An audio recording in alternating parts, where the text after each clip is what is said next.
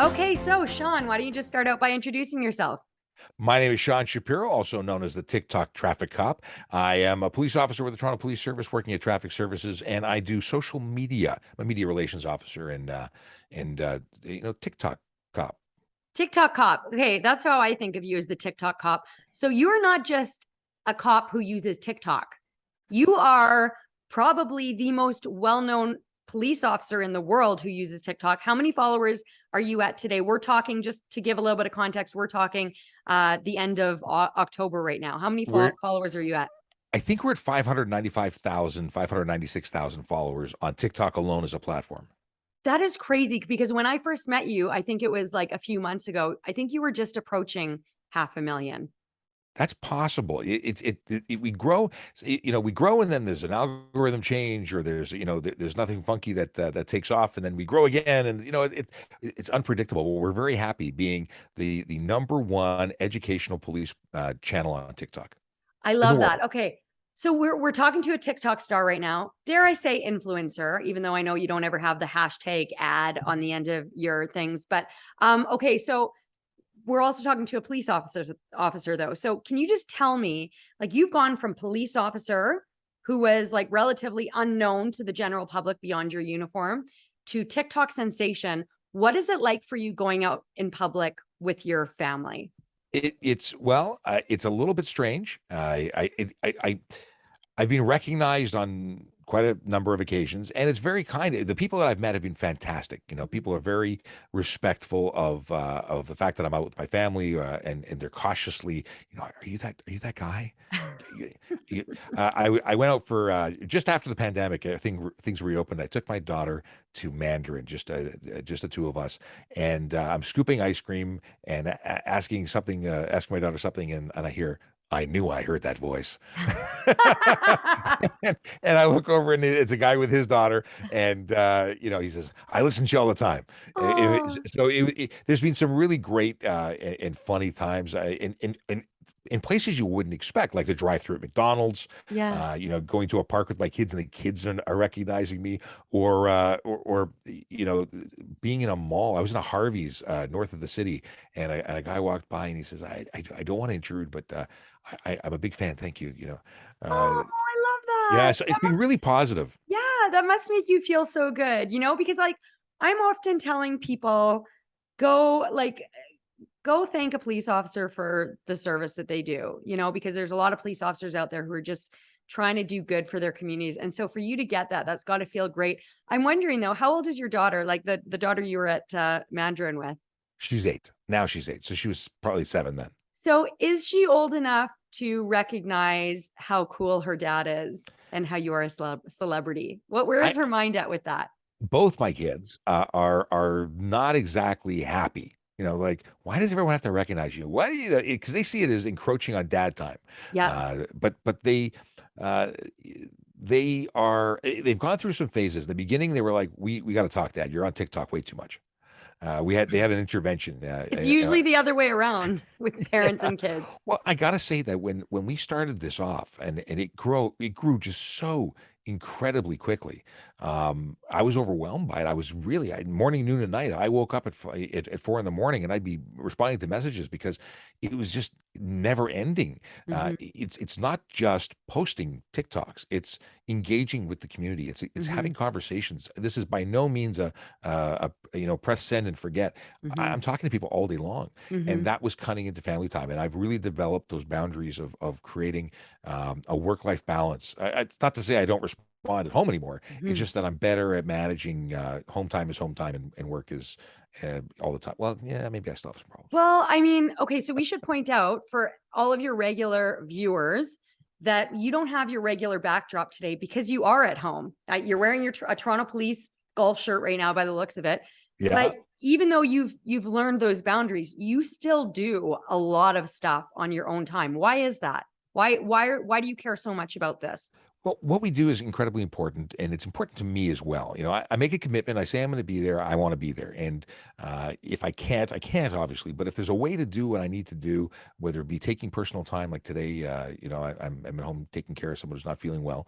I want to still maintain those things. I was on the air with Jerry Agar this morning at 9:30 on News Talk 1010, and then I did the 1 hour show that I said I was going to do, and just leaving our viewers just in darkness, wondering where I am. I Mhm. get questions anyway, so I might as well just do it. No, Yes. it really is fantastic, and like I said, we're doing important work. We're educating people about things that are important about being safe on the road.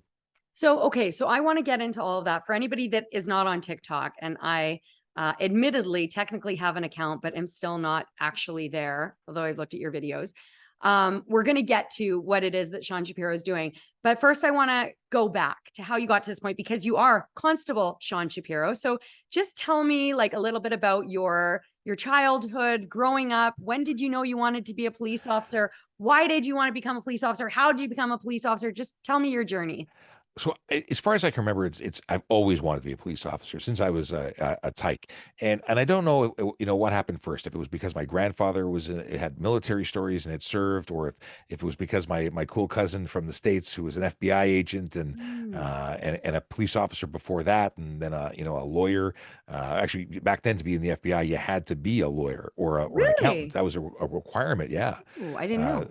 yeah, it was very specific people they were looking for, people who had a certain type of investigative thought process. Hmm. So that was one of the requirements. So, being exposed to him and his stories probably influenced me as well. Also in high school, meeting great liaison officers that were assigned to schools Mm. really influenced me. But possibly, and I don't want to discredit or take the credit from my family who influenced me, but I watched Chips, and I think that's what sealed the deal. Right. Okay. So I didn't know what chips was until the last time we talked. Yeah. So tell us about chips and how you saw yourself in chips and who you used to watch it with. Cause it's not like you were just sitting there watching chips by yourself. Like you had a little chips crew, So, two person crew. oddly enough, I think I watched Chips originally, when I was, probably under 10 years old, growing up in the 70s, 80s, and this was a show that was set back it was filmed back then, featuring 2 California Highway Patrol motor officers, young guys, Yeah. So probably Chip, California Highway Patrol. Chip. exactly. And Got apparently it. they used to call them chippies. That was a nickname. Now, I don't Chippies. know if that was born out of the show or if that's a reality that was portrayed by the show. But in any case, you had these 2 motor officers. One that was John Baker, who was the more senior guy, and he was partnered with Frank Poncherello, who was kind of the comedy relief. And it was supposed to be a show about Baker, not Ponch. But everybody fell in love with Ponch. Mhm. He was the guy who was making mistakes and trying his best. Who was really the good guy who meant well, but everything got screwed up. And Mhm. and as I went through school, this even though I probably was exposed to it when I was much younger, I used to come home for lunch with my buddy, and we'd watch this show. It was grilled cheese and chips for lunch. That's just what it was. And that, Mhm. later on in life, both of us became members of the Toronto Police Service. We both joined the auxiliary police.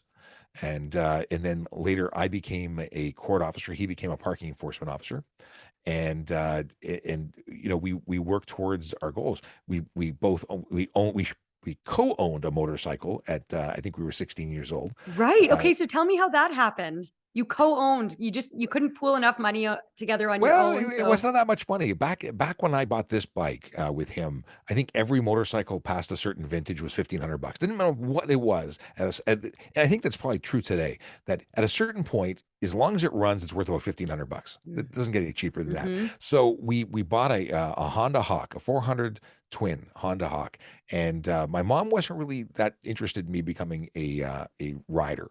So it was partially trying to sell her in the concept. Well, hey, I'm not really buying it to drive it every day. I'm going to ride it sometimes, but not always. We're going to Mm-hmm. keep it at his house, and that's sort of how it all started. Now, I do get to blame my mom in some ways for both motorcycling and policing, and maybe that was the subconscious or the low key influence. But she bought me what was then, I don't think Power Wheels was a thing, but I got an electric trike motorcycle trike police bike as a kid. Oh And wow. yeah, and so I've always and she's passed now, but when she was around, I used to always say, "Mom, ultimately it's your fault." Yeah, because she didn't want you riding that motorcycle when you were 16, right? that wasn't something she was looking for. She wanted to keep her baby safe, but Yeah, of course.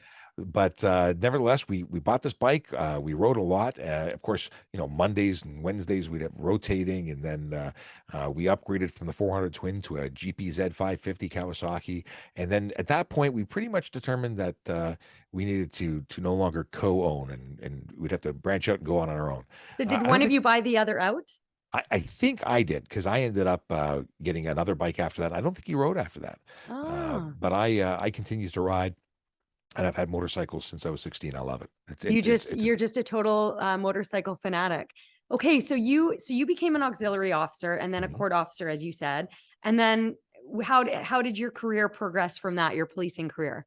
So I was an auxiliary PC, and eventually became a sergeant with the auxiliary, because there's a rank Mm, structure with the auxiliary, even though we're volunteers. mm-hmm. And then and the same thing with courts. I eventually became a supervisor within courts, and a fantastic career path. But, auxiliary, whether you want to be if you want to contribute to your community in a way that is unique to any other kind of volunteer opportunity, auxiliary is it.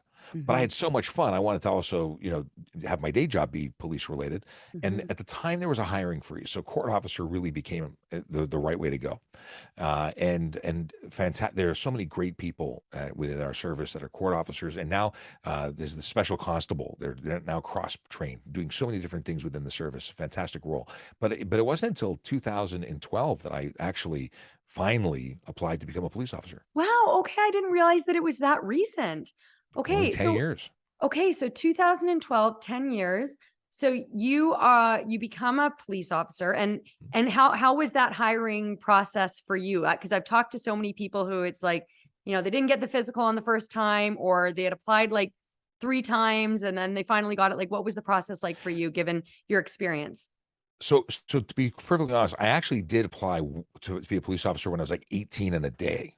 I Mm, actually applied to the York Regional Police, because at the time I was living in York, and I applied there, and I got a letter saying I was like 1 mark below whatever the testing mm, was. And I don't know what kind of testing was back then, but after becoming a member of the Toronto Police Service, I had never applied for police officer, and this was my first application. I can tell you that I do not like running. I do not like the shuttle run. I am not the fitness guru that many of us are, and mhm, that was the most challenging, was the fitness, was be getting to the mhm, point where, as a big guy, running back and forth, and meeting the requirements. But I did do it, and mhm. I was very, very proud of myself to do it, and then the process was quite smooth. I just want to pause for a second because you said as a big guy. So, for anybody that has never seen you in person, I don't know if there's any way for you to like, are you able to stand up there and show us just like how big you It's are? it's a small space, but I'm 6'5", and Like whenever that I is meet someone, tall. You're a uh, tall, tall man. sometimes weekdays, and the deal is that when I meet people out in the wild, and they say, "I recognize you," they go, "But you look so much bigger in person." I'm like, because they're usually seeing me through a Exactly. phone, so there's no concept. But yeah, I'm 6'5", and I'm over 300 pounds. I'm a big guy. You are a Uh, big guy. Yes. Okay, so you become a police officer. Where do you land as a full-fledged constable? So when I graduate, I figure, you know what, I volunteered as an auxiliary with traffic services. That's my first choice. That's where I'm probably going to go. Later, when I was a sergeant with the auxiliary, I was working at 32 Division. I go, that would be great to work there, and it's a Jewish community. I'm a Jewish officer. I think a great way to contribute to my people. And what happens? I go to 12 Division. It's just, not, but at the same time, it was a great experience. I learned so much from the people there, and I didn't know what my future was going to be like. So Mhm, went there. I think the first week I was there was a body found in a park. Like, there was lots of policing going on, mhm, and I got, like I said, great experiences. Uh, Not always fun, but they were good learning opportunities. And then an opportunity came about where the service was changing the way they approach traffic services, traffic mm, response.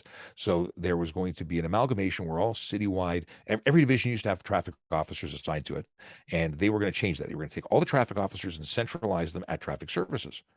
So mhm, I said, that sounds like going to traffic services. I'd like to do that. mhm. And another tip is that all the motorcycles were at traffic services. Yes. You knew that. I knew that. Yes. So there was method to my madness, but I put in for a transfer, and I made it into that first sweep of going to TSV as an officer. And I think it was the first week or two that I was there. I got an email saying, "Hey, you used to ride for the service," because I was qualified as an auxiliary to ride, Oh, which was, right. yeah, which was unique. There were, because I was in auxiliary Yeah. traffic. I was now I volunteered, took my training on a 4 days off work from courts to go get trained as a qualified motor operator, and yeah, so when they knew I had experience previously. And said, are you interested in maybe coming back and riding again? I'm like, yeah, yeah, I Like can do that that. is for anybody watching this, like, first of all, it's very impressive that you rode with them as an auxiliary officer, because when I think of the TPS motor squad, that's a very elite squad, right? So what was it like for you as just a motorcycle enthusiast through and through to then be able to combine your two passions and so early in your career? Well, first of all, riding a police motorcycle as someone who wants to be a cop and a motor cop at that, that's the epitome for me. That was that I had reached my goals. I could have retired. I was done. You were a chippy, Well, yeah, in a different kind country, of, in a not different, highway patrol, but kind of, but sort kind. of, but and as an auxiliary, what I was doing was really point to point driving, and not truly, I wasn't giving tickets, I wasn't stopping people, I was helping out, and I just got to look good on a motorcycle. Mhm. But when I did it all over again as a police officer, all of the qualifications that I had were no longer valid. They had a new training level, and it Mm. was challenging. It was fantastic, but it was challenging, Okay, so and tell me about those challenges. What surprised you? What challenged you? well, when I first went through, it was good training, but it was kind of like an advanced riding course. What we learned to do on motorcycle, specifically 900-pound Harleys, was kind of equivalent to like a ballet. Mm. You're really doing technical riding, slow speed maneuverability, driving Mm. in ways that you don't think that it's going to work. Like, you have to trust that, but the training and the machine to do what you're telling So it to like do. And what? Like, can you give me, are you talking about like the formations that you guys do? well, that's even more advanced, because now you're trusting other people. But there's things like the Yes. sandbox or the keyhole. These are taking pylons and putting them into shapes that you have to now go in and lock to lock turn, and do these tiny little circles inside of essentially two parking spaces. But you think that this machine is going to fall down, and obviously it does fall down if you don't trust it. Mhm. But if you learn to move with that bike and trust that it's going to do what it's designed to do, and you can do amazing things with them, and we do. I'll send you some videos that you could share with that, because we have some drone footage of motorcycles doing these maneuvers. Wow. Okay. So like right now, you explaining that to me, it's bringing me back to conversations I've had with officers who have joined the mounted unit and had to get to know their horse, or the canine unit and get, that relationship with their dog. We're talking about animals there. It's really interesting to think about a police officer, forming that relationship, that trusting relationship with their motorcycle. Like that, it's interesting. It's trusting the motorcycle that it's capable of doing it, but it's also learning to trust yourself, because it's you're doubting when you fail, Mm. and it's really, once you get it, you get it. Mhm. It's I can get on that bike tomorrow, and I will do exactly what I've always done with it, because I trust it. It's just part of me. Mhm. But it's when you start doubting, like we say, when you look down, you go down. Mhm. You're wherever you look is where you're going to go. But the problem is, Mhm. people get nervous, and they look in the wrong place, and things happen. Yep. It's like skiing or snowboarding, you're supposed to watch that horizon or whatever. And as soon as you look down, then I guess it's like anything that involves balancing, riding your bicycle, riding your scooter. I'm thinking about my kids now, teaching them Yeah. that.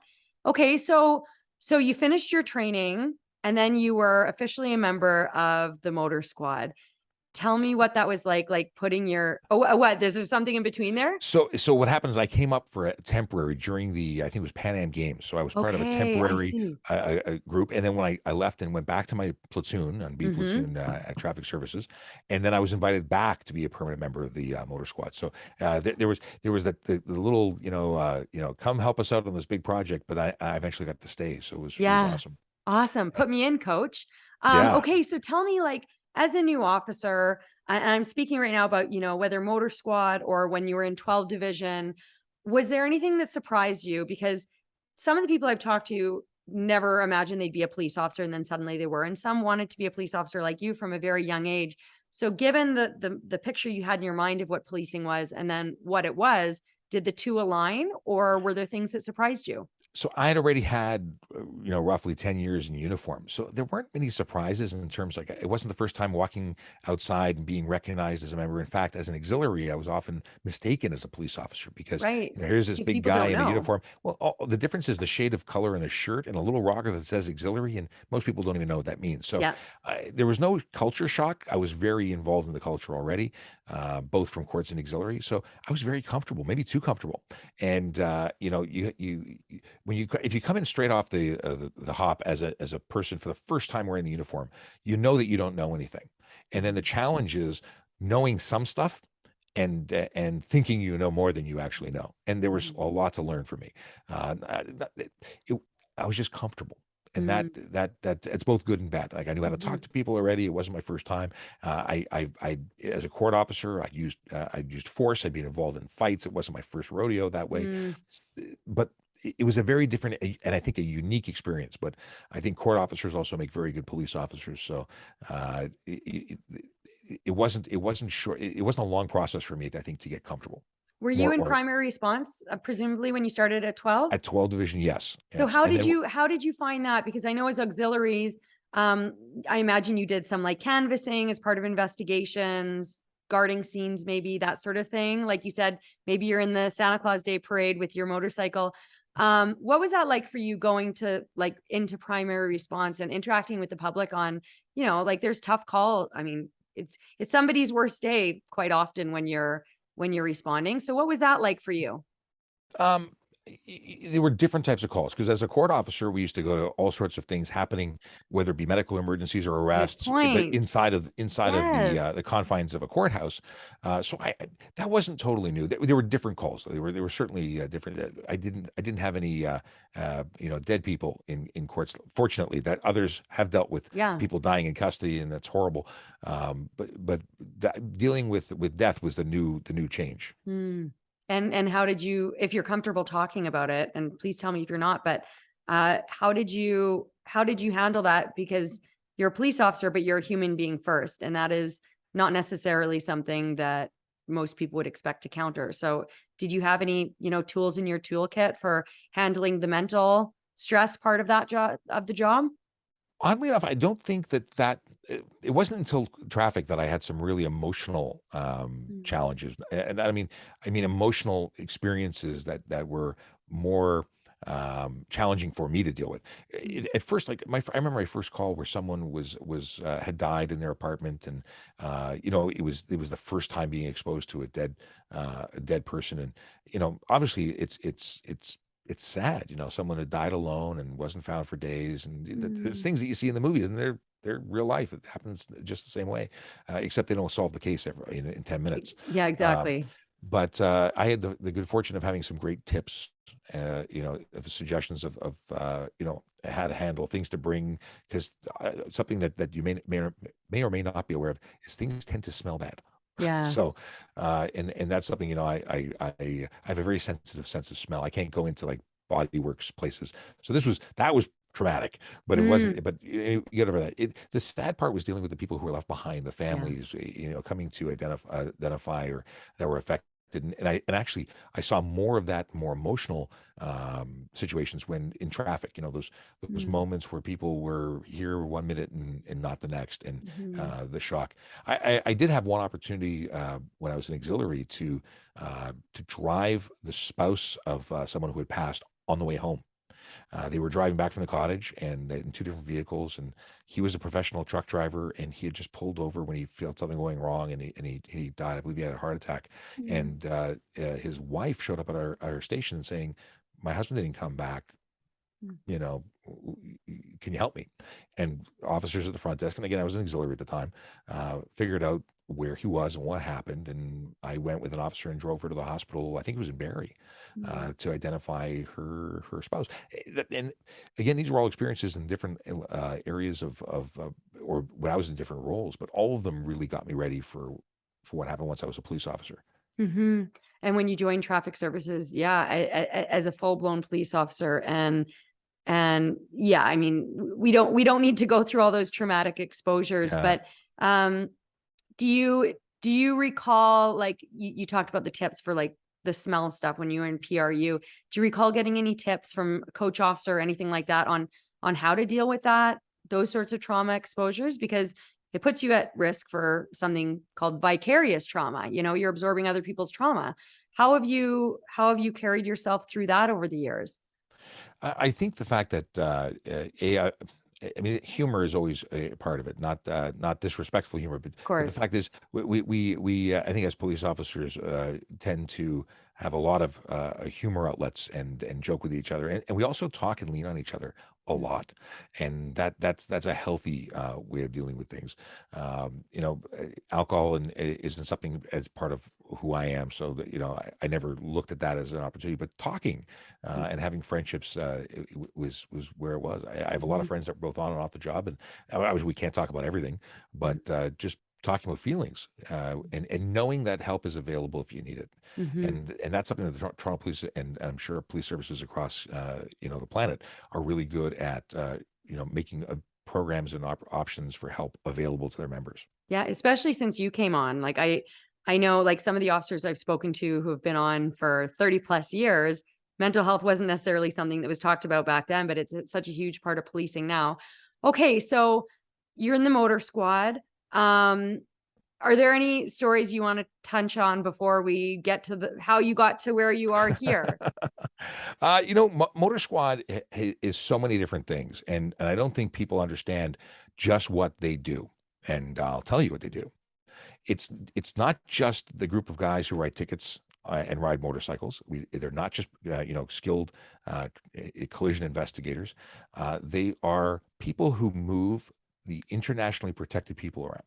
And I mean that if there was the president of the United States coming into Canada, and they're the guys and girls responsible for making sure they get from point A to point B safely, Mm, and that's everything you see in the movies. It's blocking roads and the world stands still so that that person who is at risk needs to move and not mhm, stop until they get to where they're going. So there's been a lot of exciting and very, very rewarding opportunities, not because we met celebrities, but because we were part of something bigger. mhm. And something important. So I can't say enough good things about the Motor Squad. And I'm no longer a member of the Motor Squad. Officially, I'll always be Motor Squad. But Mhm. the what they do is what nobody else can do. And I don't mean just the Toronto Police Motor Squad. Motor officers there's cops and then there's motor cops, Mm. and it's a different type of brotherhood, sisterhood. That extra layer. It's probably the same with Mhm. tactical officers. We just do things differently. Exactly. Uh, Yeah. Yeah, I've heard that so many times, especially like in regards to tactical officers. So it's really interesting to hear about that bond that you guys have with each other. Okay, so bring me back again to the extent that you're comfortable, Sean. I know we've talked about this before. Tell me how you went from the road to the studio. How did we get here? so very simply, it happened by accident. It's the only time I refer to my collision as an accident, Yeah, I was just because gonna say that's not usually a word that you guys no, like. but it doesn't work for my joke otherwise. Yeah, So okay. the fact is, uh, I was on duty with the motor squad. I was on my way back, having investigated the collision, and someone pulled out of a parking lot at a gas station, and we met in the middle. Unfortunately, it was a collision that took me out of the game. So I was suddenly, I had a short flight. Mhm, Takeoff wasn't bad, landing stunk, mhm. and I was injured. It was an emergency run to the hospital. I was told I was going to lose a leg. We didn't know how serious the injuries were, but it wasn't good.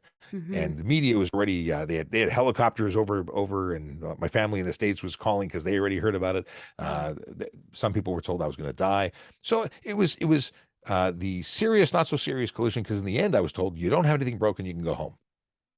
That's a very, Crazy. very How do you condensed go version of from the you story. might lose your leg and see task one emergency run to the hospital trauma center to okay, you're clear, you're good to go. Like I Because was that in a matter of days? Like how long were you even in the hospital for?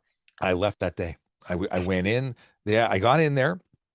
I was met by officers, it was amazing. It was overwhelming at the show of support of people that were there, classmates of mine, friends Mm, that made sure they were there. mm, And the chief, at bedside in the emerge, mm. uh, it was not the way I wanted to hang out with the chief at Yeah, the no time, kidding. you know. And then they said that, they did a full body X-ray, and they said nothing broken. I'm like, what do you mean? I mean, I was in traction in that ambulance on the way down because they were convinced I was losing my leg. What does that mean, Um, traction? so they're pulling on my leg to make sure that things don't, I guess they stay aligned and don't get further damaged. Mm, That's the extent of my ability to describe what traction is. mm-hmm. Basically, you're pulling on the limbs to make sure that things stay in the appropriate place. And yeah, I was shocked. I'm like, okay, if nothing's broken, then get me out of here. I want it out. I was in a Mm-hmm. neck brace, and they said, well, you have to wait to make sure. So I went to a CT scan. They said, no, still nothing broken. Yeah, I said, so get me out of here. So the threshold was, if you can stand up. Like, I stood up, I fell down. So that wasn't happening. I had to wait a few hours. I also had a very large gash on my leg, and they said, and this is advice, by the way, to anyone watching. If they say to you, would you like the plastic surgeon or the guy who's here? Wait for the plastic surgeon. Very nice guy stitched up my leg, but he maybe didn't do it the way he was supposed to, and it ended up being complications later. So Why are they yeah, putting that question to you? I don't know. They wanted, maybe I looked like I knew stuff. I wasn't the TikTok doc at the time. Yeah, no kidding. Okay, so I mean, that's got to be a shock to your system in more ways than one, though. Like when you're told, like, do you recall when you were in the ambulance on the way to the hospital?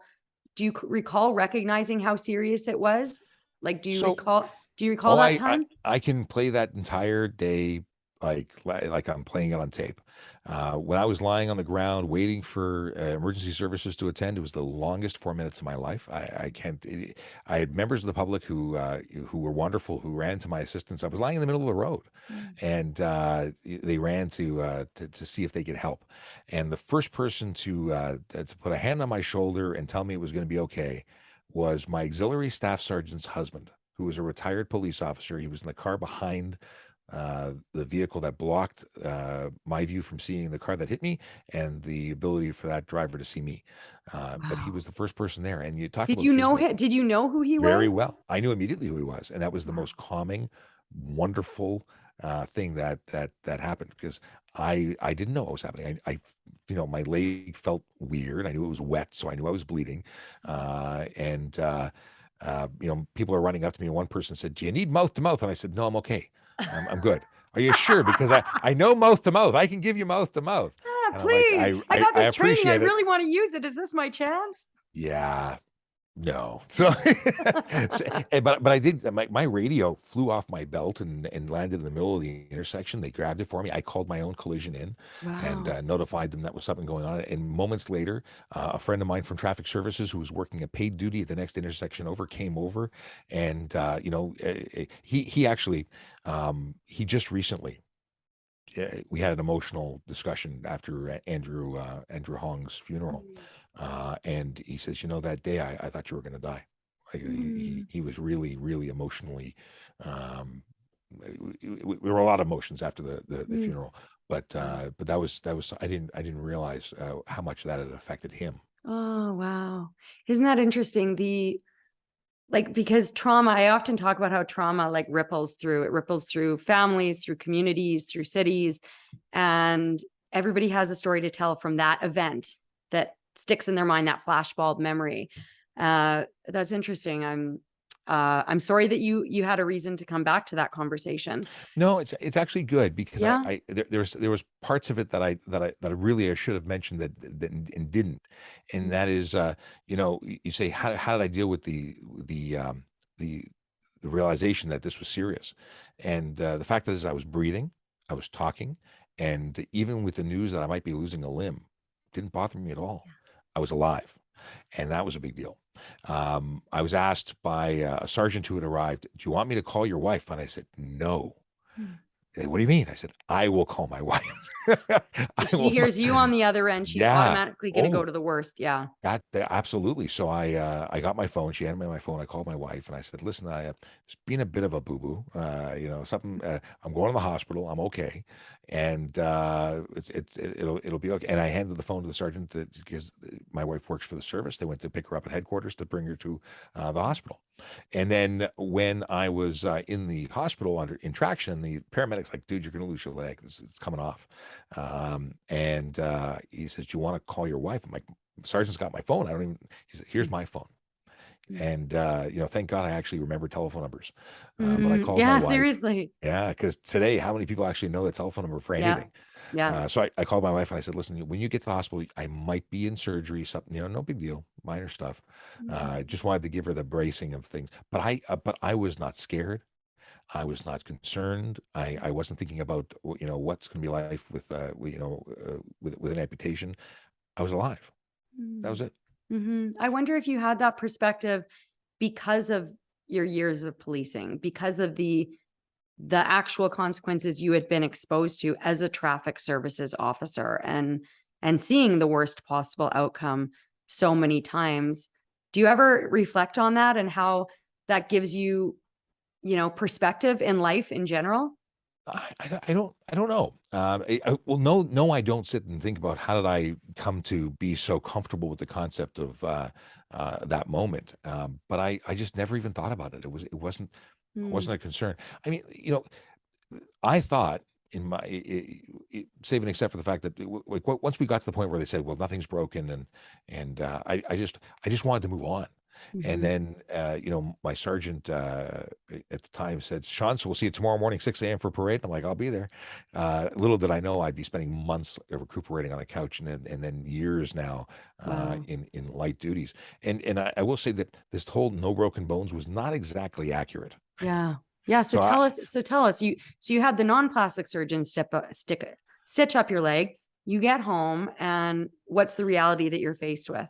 things hurt. There Mm. was a lot of adrenaline, and just to get me, I think, into the wheelchair to get me to my buddy's car who came to pick me up from the hospital. Um, there was still a lot of adrenaline going, and I'm pretty sure I was on painkillers of Mm. some kind.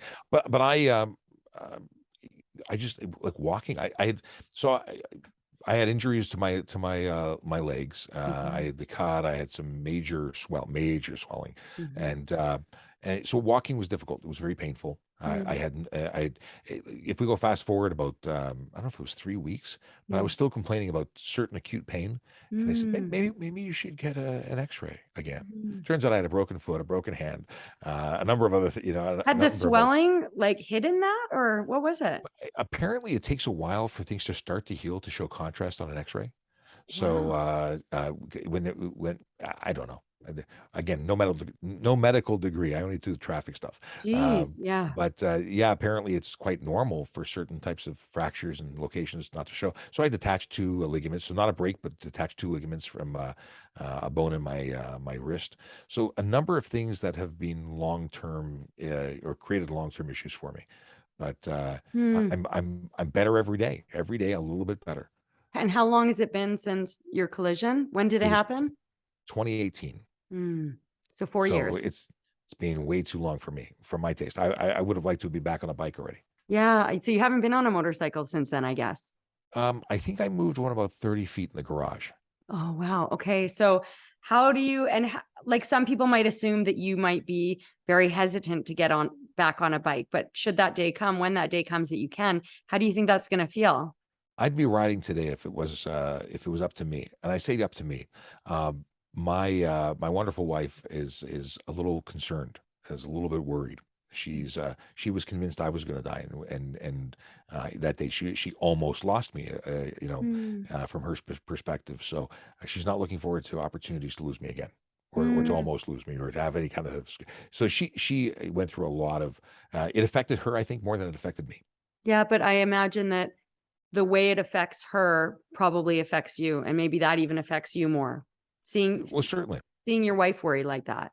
Well, it's funny, we often talk about the fact that policing is a job that you say goodbye and you never know if it's for the last time. And for so many people recently, that's exactly what happened. With a lot, tragic loss of police officers in Canada in the last just over a month. I Uh, think it's about at the time of this recording, we're at about a month and a half. Yeah. yeah, yeah.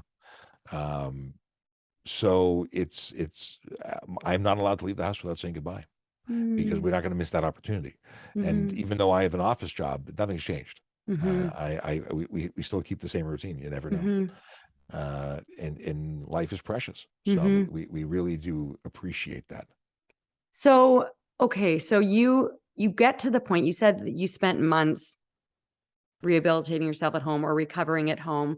At what point do you get back to the office? And then what does work look like for you? Did you know that you were going to come back and like change the way that Toronto police use social media, or what were those Oh yeah, I conversations? always knew. I had no idea. I have to tell you that I never in a million years would have ever thought that I'd have a role like I have today. There was no role like this, Of course. and even of people who were doing things with the media relations work, it didn't look like this. Mhm. So yeah, no, I couldn't have predicted it. Never would have expected. What did happen was I came back, and I have a background in computers. I used to work for some major software companies, and I'm a photographer and graphic designer, self-taught primarily, but Mhm. I have an interest, These and when were I the have an things you interest, were doing when you were volunteering as an auxiliary officer on the side, I guess. Is that since I was a kid, I was always involved in computers. I remember okay? my mother was always very supportive, so I had an Apple II Yep. when I was in, I don't even know what grade I would have been in, but I was a kid, and Yeah.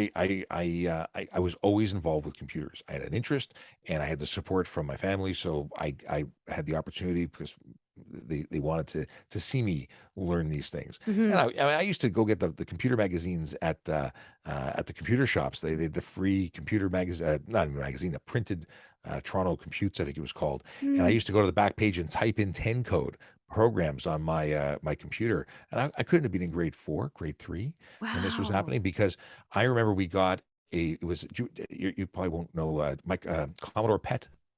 Do you know what a Commodore Commodore PET is? PET. No. You don't know what a Commodore PET is? So when I PET? went to school, yeah, it was an all-in-one computer. If you look it up, you'll see this thing with a I'm giant gonna Google it trackball right on it. now because I feel like Please. I read the Steve Jobs book, and I feel like Mm. Commodore PET. Oh, yes, of course. Yes. You had one of those. No, no, no. That's what they had at school, and I had an Apple too, so that was Yeah, okay. already Oh, so something advanced. you were the cool kid.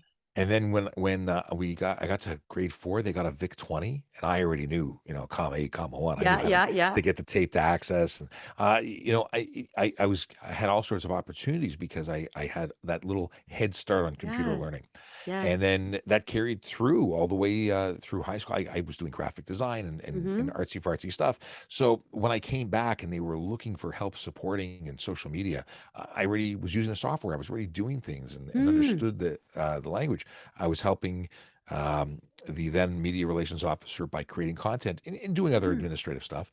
And then I went and worked at headquarters for a little while, for about 6 months, and came back. When I Mhm. came back, it was a different officer in the role, and they said, or he said, I need the help. Work for me instead of being over there doing the occasional thing. I need you in here doing specifically this one Yeah, task of supporting him and what he was doing. all the And time. then, yeah, but again, that was still creating Twitter graphics. Like nothing, we're Mhm. not talking nothing mind blowing. And then we started experimenting, and I said, we should try and do some video. We should create a YouTube channel. We should do, and but very much it was behind the scenes thing.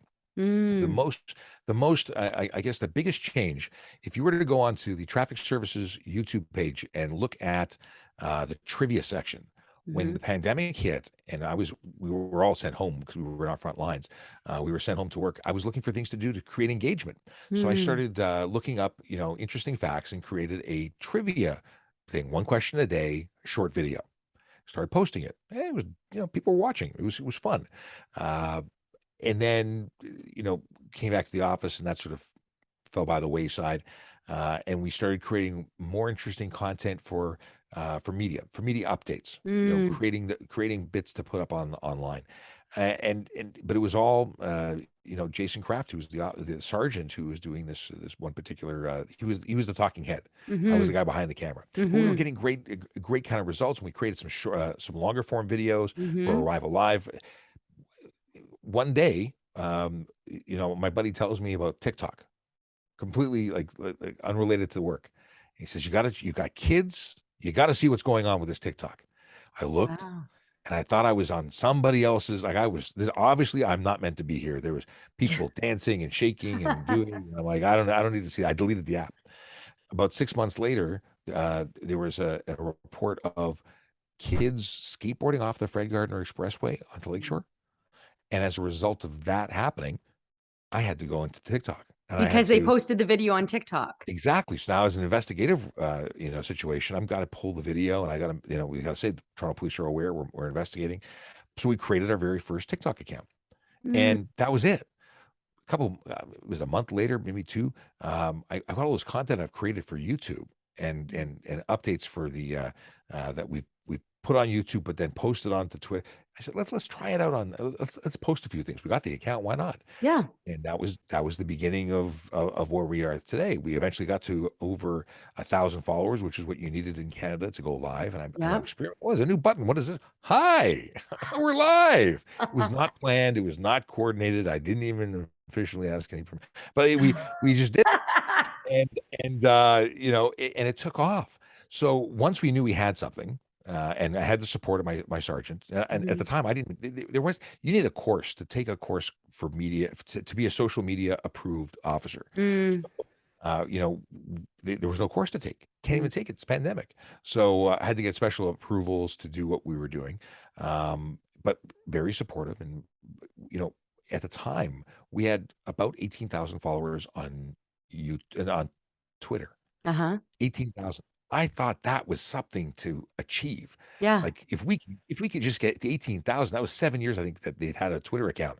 I'm like, wow, if we just hit 18,000, we're rock and roll. Well, I think we had hit 18,000 followers by the time I presented to my superintendent what we were doing. Really? Yeah, and then within a couple of weeks, we were presenting to the next level of management, and by then we had 50,000 followers. Mm. And I was like, Something's wow. happening. Yeah, it What was do you just think it wild. was that people were connecting with? I don't know. I don't know if people were bored. I don't know if people were had never seen anything. If they were just looking for that engagement. But remembering back, it was the pandemic. It was a lockdown. No one was going Mhm. out. No one had. You just didn't have the access that we were giving them. We were giving them the keys to come and talk to somebody, Mhm. and somebody was listening and Mhm. talking back. So it was very cool. So And you're not like you don't just post content. You're always actively engaging with audiences, whether it is through your TikTok channel or as you said, on the radio, or something we haven't mentioned yet is you go around, you've become a public speaker. Like you go around and you're asked to talk like all over the country, right? Um, what do you think it is that the public, and I know I just asked you what people were connecting with, but what do people react to? Like when you're posting things or you're having conversations with them, what do you think it is that they love about interacting with a traffic services officer in particular? well, I don't know. Again, I never thought it was going to be me, so I never wanted to think that it was me. In Mhm. fact, I suggested we find somebody, younger, better looking, and they would be the people the person to be there. Sean, Um, you have heard your own voice, right?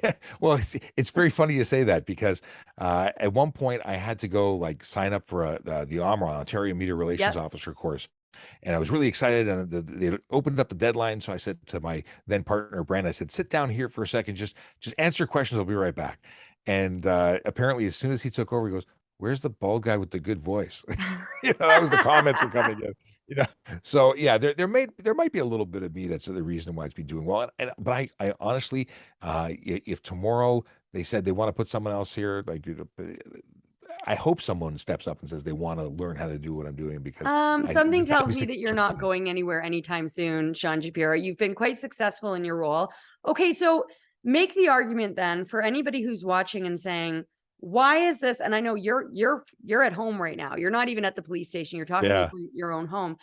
Why are our tax dollars going to a police officer talking to the public? Why should we be paying for that? So give us your pitch. You know what? It's my favorite question to be asked, and it's what you said is almost verbatim of what I hear on a regular basis. Mm, Prior to the pandemic, we used to go out to all sorts of events, whether it be a barbecue or a car show, and we would set up our booth, we'd put out our flyers, and we'd wait for someone to come and talk to us. We'd have two or more officers over multiple shifts for an entire weekend. And mm, maybe we'd speak to a few hundred people one day, maybe a few hundred people the next day, maybe two people one day. And we wanted to, we need to be there. People have questions. We need to be available and accessible. Well, mm. when I go live with our Ask a Traffic Cop segment, which is an hour-long show, Monday to Friday, where you get to ask me anything, whether it be about traffic, safety, traffic safety, policing. I got 2 to 500 people in the room. Mhm. 10 to 15,000 people coming into that live over an hour. In Wow. fact, our number one live that broke every record. I couldn't believe it. I set up as a portable live stream. We went to an emergency services appreciation day in the parking lot of a Tim Hortons near York University, and I had 40,000 people come into that live stream. You Wow. cannot talk to more people through any other means. Not to mention the fact that everything we do is recorded and archived, and you can watch Mm, and listen to all this stuff. And if someone asks a question, guaranteed there's 50 or 100 people watching that have the same question and just mhm. didn't even know to ask it. So we have opened the door to giving the access to education and curiosity. I have people that watch from Ireland, Germany, Australia. They pop in just to say, we know the laws are different, but it's interesting to hear you talk about it. Yeah. That's so interesting. So it's not like you're just getting noticed in Toronto or in Canada, North America. People around the world are watching what you're doing. And you have actually been recently recognized on the international stage for what you're doing. Can you tell us a little bit about this contest that Oh, you found so yourself in? so this is a little unique. So on LinkedIn, because I've been doing so much work in radio, and Mhm. I've been following a number of people in the industry, and someone posted that there was an international talent search called Radio Star 22. And I'd obviously never heard of it. I'm not a radio personality so much as I'm, a guy Well, who you are occasionally now. maybe. And so it was I asked the person who posted about it, what's the story with this? They, "Well, you should totally do it." So I put a demo in, and out of 500 plus applicants, I scored number one out of 25. And then, so I'm like, I couldn't believe it. I would have never, and I And just these are didn't think. people from all over the world. And yeah, truly, there were two Canadians. There were people from Namibia. There were people from all over the world, England, Ireland, and I was shocked to be through that stage. And then the next stage hit, and I made it into from the top. What was it? From the top 25 to the top 12 to the top 10. Uh, I'm not even remembering how many stages there are. I'm all blending them all together. But now I'm in the top five. I ranked 3 out of 5, and this is the semifinal. So the next stage, which the submissions have to be in by the 31st, Mhm. we'll find out if I win, if I make it in the top three. Who knows? So that we will already know by the time this episode airs, what is it like being in that top 5? Like you were a court officer, you were an auxiliary officer, you just became a police officer 10 years ago, and now here you are in the top 5 around the world of radio stars. Like, what's going through your mind? It's very weird. This whole concept of celebrity anything or being recognized for what I'm doing is something that I'm not really comfortable with. It's not that I don't appreciate it. I'm not trying to be famous. I'm not trying to. I'm just trying to Mhm. help people with traffic stuff. And I would have never anticipated being this far in the competition. And you have to understand, a lot of these people are radio personalities. They're people working in the industry already. I'm a cop, so.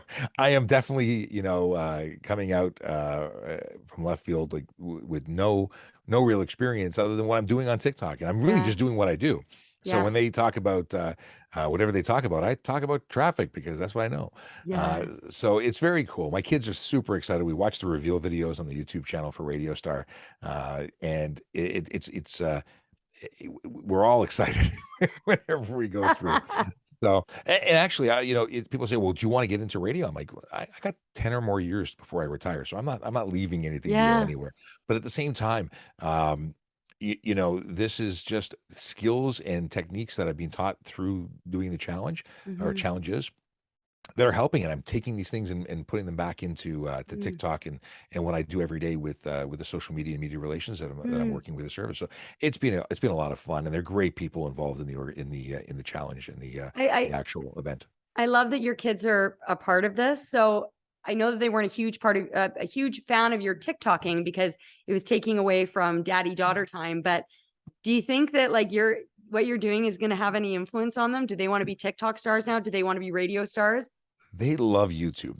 They love these tic tac toy folks that are in the states that are they'd rather watch that than a movie. Mm, And I set my daughters up with they have iPhones, old iPhones, and mhm. I've got them with microphones. And although they don't publish anything, I've caught my and seen video of my youngest who sits up and she I have a Toronto police banner, and she'll get the microphone. She'll say, "Okay, to be a safe driver, you Oh, need to put and it's the cutest thing ever. how old is Um, she? she's 5. Wow, that's so sweet. That's right. Yeah, because I have a 5-year-old daughter too. And she doesn't, I mean, she has no reason to pretend to be a TikTok traffic cop, but she's a performer as well. So it's really funny to think, Oh, she oh, singer, dancer, TikToker, who knows? The sky's the limit for them. I love it. Okay, so Sean, like, what do you think we can expect next from you? Or what do you, like you said, you've got 10 more years of policing left until you retire. Um, do you want to like ride out your career where you are, keep on keeping on doing this, or do you see yourself doing anything else? Part of me really wants to. Well, the part of me that's very tied to the motorcycling and being on the road, being a cop is really important to me. But I'm also accepting that I'm doing a lot of good here. We're doing new things and making policing very accessible. I want to keep doing the good work. If we can find someone who wants to do this, and whether it be co-host and take over, great. I'm up for anything because this isn't a me thing. I don't need it for my ego. Mhm, I have fun with it, but I wanted to see it grow and flourish, and I'm okay with that if it surpasses me. But at the same time, I wouldn't abandon it. I'd like to keep doing this and maintain the connection with the community that has come to expect us every day, mhm, and I think that's important. I think that this is something that is going to be here for a long time. Yesterday, I had the chief of police on, I think, for the third or fourth time mm, on TikTok, and I should say it's not just TikTok. When we go online, I've got 3 cameras looking at me. Not only am I on Instagram Live, TikTok Live, we're on LinkedIn, Facebook, Twitch, Twitter, YouTube, Facebook, everywhere. And that's we need to continue doing that. And I think that police services all over should be doing the same thing that we're doing. mhm, It may sound different, look different, but at the end of the day, people in their communities need the information that only their police services can provide. mhm. So, And do you think yeah, your roads are safer for it? I do. We did some interesting testing to find out what kind of impact were we actually Mm. achieving, and how do you do that? How do you know what you've prevented? Well, you Well, really can't. exactly. Yeah. So we did surveys, which was what seemed like the best and only, I think, option we had available to us. We put out surveys, and during our live streams, we'd say, "Hey, would you mind going to this link and giving us some feedback? You can tell us you love us, you hate us, it doesn't matter. We just want to hear from you." And we did that not only with our streaming, but on videos and Mm. static posts on all our social media, and we had hundreds and hundreds of responses, Wow. and they were fantastic. Everything from I watch every day. I've become a safer driver because of it. I didn't know the laws. I love knowing so I don't get tickets. We had one person who said, "My name is Joe. I want to be a police officer. My telephone number." Like we had every kind of response Wow. possible. Uh, Aw. I just last week, no, 2 weeks ago, spoke at Humber College to a group of students that were it was part of their course to have some Mm, feedback about how we're engaging the public, and I had a number. Well, first of all, most of the staff or the students there knew me, mm. that watched, and one of them came by afterwards and said, I'm 19 years old. I watch your show every single day. I I'm going to be a police officer, but I wanted to be a tactical officer, but now I want to be a traffic officer, and that Aw. is huge because traffic is not the sexy part of policing. It's not Mm, what you ever look at and say I aspire to be mhm, someone who hands out tickets, because it's not what's in the movies. It's not mhm. something that people dream about. unless you're like me. It's different. Everyone wants to be like the running and gunning and tactical, Mm, and rappelling off a helicopter to save a baby from the terrorist. But we do more good work in traffic mm, than people give us credit for. We are interacting with people who through no other way would ever meet a police officer, mm, and we're seeing them at their best and their worst, mm, but in a totally random way. When you go to a criminal call, at least one of the people there is a criminal. Uh, Here, they're just drivers. mm, Now, some of them are making really bad choices and they're putting lives at risk, but they're not necessarily bad. mhm, People make mistakes. mhm, They make choices that have grave consequences, but mhm, it's so different. It's such a unique way of policing. So to turn someone into a traffic fan, mm. that to me is a huge achievement. But the surveys were fantastic. The feedback we get, we've had a number of people who have tried to troll and stir things up. You mentioned about, are these tax dollars? Someone went Yeah. and made a video talking about, it wasn't even their voice. It was that computerized voice from TikTok. And it said, why are we paying this person $100,000 to make TikToks? And I responded to that, and the level of support that I got on the comments just Mm, on that video mm, were heartwarming and overwhelming. It was really really wonderful that mm, we have the best audience on TikTok. mm. Aw, you keep saying that about your audience and it'll just keep on growing. Good for you, The- Sean. I with that many people who keep Mhm. showing up and keep supporting us, I got nothing but good things to say because uh, I'm shocked that there's more than like I. There was no, there's no prediction or ability to forecast this. I would have never believed it if it didn't happen. It's amazing. Well, I must say, I feel like I've just interviewed a celebrity. So thank you for making my day, Constable Sean Shapiro. Before we say goodbye, is there anything else you'd like people to know about police officers or policing or Sean Shapiro? There's something that my buddy Mike said, and it was something his father, who was a paramedic, said to him, and he shared it with me, and I use it all the time because I think it's the best way to describe who we are when we put on a uniform. Mm, We're just people helping people, mm, and it's so simple. And in the vast majority, I know there's always going to be people who do the wrong thing, but the vast majority, the overwhelming majority, are just people trying to help other people. And that it really bothers me that there's so much anti-police sentiment, mhm, um, because even the person giving you a ticket is trying to save your life or the life of everybody else on the road. mm, So it's tough. mhm, From that perspective, it's tough. It's mhm, tough because not only does it negatively impact police officers who are trying to do good things, but it creates an environment where there's fewer people who want to be police officers now. mm, The people who stand up to apply to this job are really that much more special now, because they're doing it in the face of knowing that so many people hate them or believe that they shouldn't be doing the job, or that um, it, it, it takes a special person today to apply. But I want to encourage people to apply. We need good people to wear this uniform that I'm not wearing right now, but You're wearing the golf to shirt. I'm wearing the golf shirt. Who knows? This could be the uniform tomorrow. Yeah. I mean, that's it. It's the influencer in me. Yeah, Uh, exactly. it's we need good people, and we are hiring. So if Mm, people are interested, okay. they really should go to our website and check it out and do it. It's the most Mm, rewarding and best decision you could ever make, is to become a police officer, in my opinion. There's lots of great careers out there, mhm. but And then apply to traffic services, right? absolutely. But I can't imagine life doing something else. Yeah. Yeah, that's beautiful. What an excellent message to end on, Sean. Thank you so much for taking the time. It has It's my been such a pleasure. pleasure getting to know you a little bit throughout our interactions in recent months and now. And I just wish you the best of luck with everything. And I'm so excited to see what you do next, because you couldn't have imagined this 10 years ago. I wonder what you wouldn't have been able to imagine 10 years from now. You know what? Next, I think we need to move on to TV. I think that's where we need a TV show for Ask a Traffic Cop. I don't know. I mean, I think that you're probably getting more viewers on, I shouldn't be saying this as a former TV reporter, but I feel like you probably have more viewers on TikTok than you would on a TV show. But why It's not? entirely possible. Try it No, out. You might change the platform. well, there you go. You would be the guy to do it. Okay, thanks so much, Sean.